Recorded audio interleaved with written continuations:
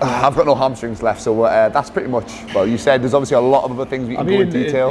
That's skimming the surface, and it just gives a little bit of an idea of sort of the route we take here at MM Elite Performance, and it's, you know, we have different levels of testing based on the athlete level. So we have a curriculum, and we link everything to the curriculum, everything from children of 6-year-old all the way to full-time professional athletes, and we can critique stuff and be as in-depth as we need to be or as light touch as we need to be. Everything's about the individual who comes through, and we adapt testing and screening like we adapt for programming to the individual. And it's giving you just a little bit of a taster of some of the data we collate. You know, we don't work on just sort of our own personal opinion. We look at facts, we look at hard facts, and that's what leads what we do in the off season. We want to give the player, or you know, if we look at football for example in the off season, we want to give the player the best opportunity we can, especially with the young players want to impress. But it's going in at that right level. It's not going in where they're over fatigued, overworked before they've even got into the pre-season. You know, we've all been, you know, guys have been in football and even other sports area, we know what off-season, pre-season is about. It's brutal. And it, you know, in times it's, you can go to a dark place in pre-season. And, you know, don't get us wrong, there's a time and a place when we take care of pre-seasons here where we have to implement that type of training. But it's not just sort of it's not guessing work. It's structured based on data we collate. Whether it is something on GPS we've done on the pitch, or whether it's, you know, testing that we've done in the facility. There's always a reason behind what we're doing. Just working smart, not hard, because everyone's done it before where they've worked really hard, and the person who thinks about the approach that they're going to be doing and maybe does it as efficient as possible is going to outweigh anybody who works. Like you might be someone who's the hardest worker in the room, but if they're not working hard efficiently, then they're not going to. Well, that's it. You just bang your head off a brick wall. It's a case of, I see it too often, you know, and if I ask somebody's reasoning for doing whatever they're doing, and they can't give me a straightforward answer, or there's no reason to why they're doing it, and I question why they're even doing it in the first place. So, you know, we see a lot of it, and for all we have social media, it can be very, very positive, but it can also share the wrong information as well. And I think that is a key thing. And doing what you're doing, you know, it's at least you're going out there and you're investigating things, and you're looking at different people and different elements of fitness, so to speak.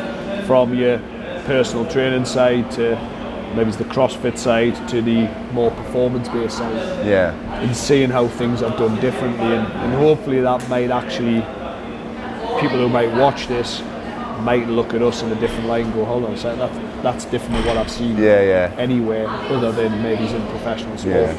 Because that's how we design the facility, that's our approach. So I think you can learn from every single sort of like sport or industry, whether it's bodybuilding, powerlifting, CrossFit, like sports specific stuff like this. I think you can nitpick stuff. Like I think there's a lot of things that S&C coaches can learn from bodybuilding from S&C coaches. The soft skills are the big one. It's, you know, people coming here, if we couldn't deal with people and we couldn't connect with people, they wouldn't come in. And that's a big thing people miss. People ask me, what's an important element of being a coach? Well, being able to talk to people. Being, you know, I like to think I'm very laid back. I try and keep myself out of sort of the public eye as best I can. And I just get on with my day-to-day job. It's, you know, I'm not, that, for me, it's like the best part about the job is seeing people succeed in whatever they do. And it could be just, you know, it doesn't have to be superstardom. It might be somebody who's coming to the gym and went, you know what it is, I've learned a lot being here as an athlete. I've maybe not got where I wanted to be, but I'd love to be a strength coach. And I'd love to follow what you do, you know, or even like personal training or do whatever, because there is similar elements, and the soft skills are the similar elements. Being able to deal with people, talk to people, listen especially to people. In football, to be fair, especially in football, it's big personalities. Sadly, you know, in football, some footballers aren't always listened to. Their opinions are relevant. You do as you're told. Well, for me, I think sitting down and talking with a player, you'll learn a lot. Yeah, I never really had that. Never had that, and that's what I've heard from a lot of people who have came here, and like obviously speaking to you from that podcast, like I could tell from yourself, you actually care about the individuals, and you speak to the person rather than the athlete or the footballer or the whatever it is. You know, I follow clubs. I'm a Newcastle fan, but if I work with a Newcastle player, I'm not doing it because they're a Newcastle player. I'm doing it because it's them. Yeah. It's not that I don't care about a football club. I do, but I'm more bothered about the individual. Yeah. And I want to give them the best, which then hopefully has a positive effect on the football club. But I'm not doing it because of the club. Yeah. For that reason, like I work with Sunderland players, I work with Borough players, I work with players from much farther afield. I enjoy working with committed young people. Not even have to be super talented. It's great if they are, because you can get more out of it, and it's more of a challenge. But young guys who want to come in there, and I've got guys in here who come in here and still see me, and they've been coming to see me, not necessarily here, but for like since I was 6-year-old children. They drive around in considerably larger cars than me and earn a lot more money than me. But you know what it is?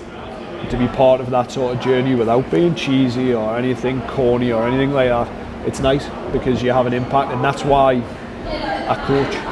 I don't coach for a bank balance. I coach because I enjoy coaching. You love your job, I like seeing people compete at whatever level it might be and succeed in whatever way that might be for them. And it could be somebody got onto the county team for running. Great. Never got there in their life. We've been a part of it. Or it could be somebody who signs a professional contract or represents our country. We've got everything from Olympic gold medalists who come in here to, like I say, young children who just want to look at being, having a healthy relationship with the gym. Because I think a lot of people don't. They see it as being this place where big, muscular men walk around. It can be intimidating. It can be, and it's, if they really knew half the time when people go in the gym they don't know what they're doing in anyway, then it would be less of an intimidating place. But I've always tried to create an environment where people want to come in, they want to keep coming back. And but we don't pull any punches. We're very honest. Somebody did ask me, how long does this development thing take?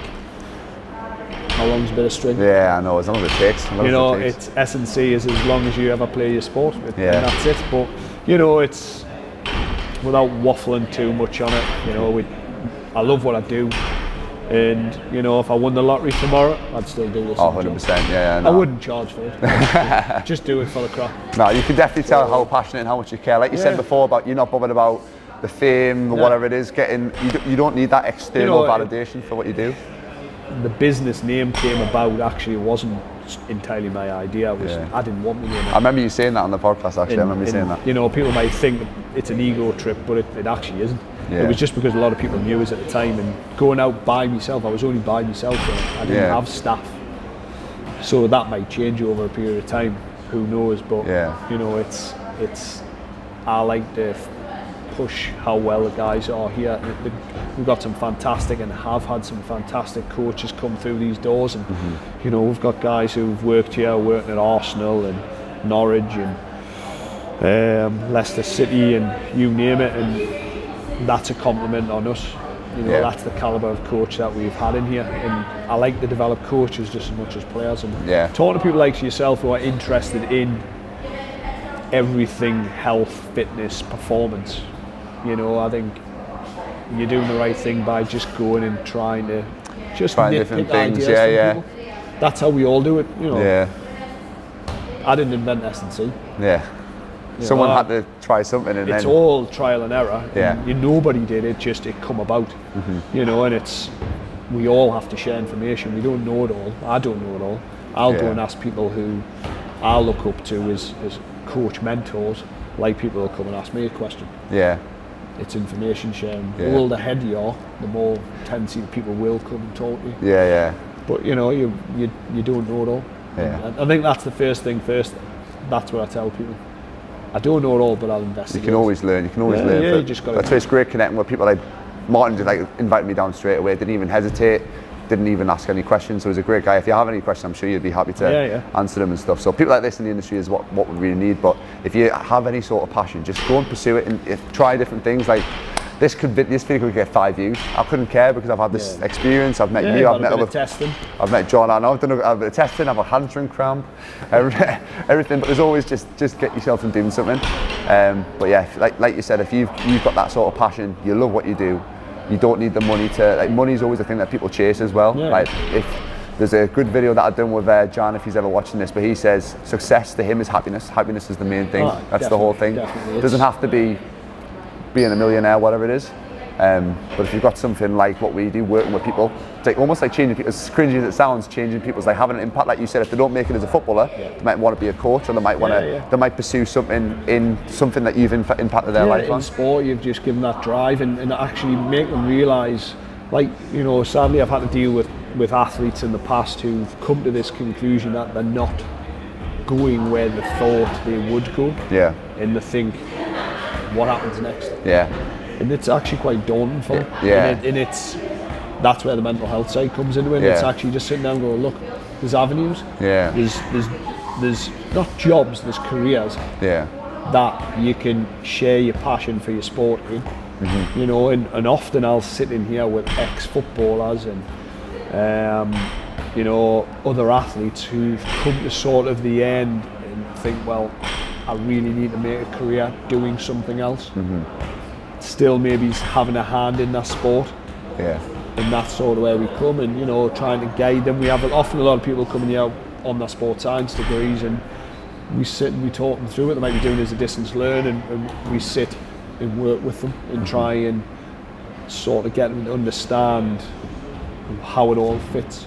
Yeah. And maybe where their career can lie. Yeah, yeah. Whether that be, it could be a sports analyst, could be a physio, could be a biomechanic, could be a strength coach, could be a nutritionist, could be a psychologist, linked to the sport they enjoy. Yeah, there's so much transfer from being an athlete to being a coach. There's so many things. Yeah. That's why I went into what I do as well. An academic, rather than just being a practitioner coach. Yeah. So you know, there's a lot of avenues for people, and we, you know, not just being the four walls of a gym and performance gym. We just try and look after people. Yeah. And I think that's what people got to remember. They are people at the end of the day. We don't just see them as an athlete one, athlete two, footballer, rugby player, track athlete. They're people. And I think sometimes where football is probably the worst industry for not seeing the people behind 100%. The play. And I can understand why players struggle trusting people. Yeah. Even at the top end, because they're always wondering, why is that person helping us out? Yeah. Is there something behind that? Yeah. As soon as you're not becoming a benefit to whatever club it is, sometimes you just. So there is some good people out there, but there is a lot of. Sadly, there's vultures around, and there's people who just sling you on the shit heap. Yeah. And it's sad, and it's actually something maybe a video with my wife in future would be something looking. Yeah, yeah. Well, she's doing a lot of research at the moment around the sociology side of academy footballers. Yeah. And I'm not going to go into it. Yeah. But it will be some very interesting study, and that's her PhD as well. Yeah, so that could be another video. Very interesting one the next couple of years. Could be a very interesting video. But finish on a positive. Yep. Thank you very much for having us down. Brilliant, absolutely fantastic facility. If you're in, well, to be fair, if you're in the Northeast and you're an athlete, into sport, in S&C, anything at all, definitely get in touch with Martin. Just come down for a chat. Just come down for a chat. Maybe just bring your camera along like me and do some Nordics and see what happens. But Instagram, website, all that stuff, I'll tag it down below. All usual. Well, thank you very much, mate. That was brilliant. Take care. Job done.